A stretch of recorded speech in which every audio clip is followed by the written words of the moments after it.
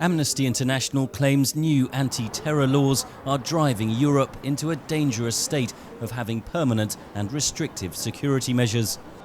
From a position in which we understood that states would guarantee security in order that people could enjoy their rights, to a world in which states are restricting rights on the ostensible argument that that's what's needed to guarantee security.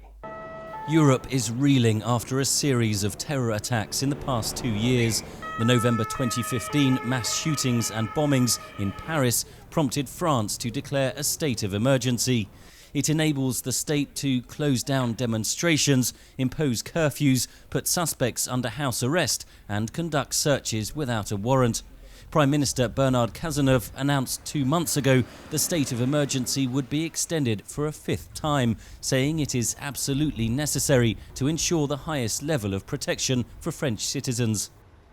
Each of us should bear in mind the reality of the context that we are living in, a particularly high level of terrorist threat. But Amnesty highlights what it claims are abuses of those powers, including the house arrest of more than 20 activists before the Paris climate talks in November 2015, just days after the Islamic State attacks in the same city.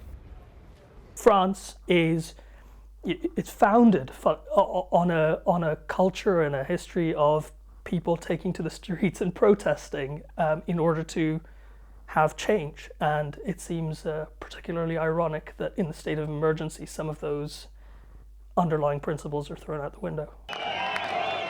Amnesty also criticises Hungary for having adopted what it calls some of the most draconian national security laws in Europe.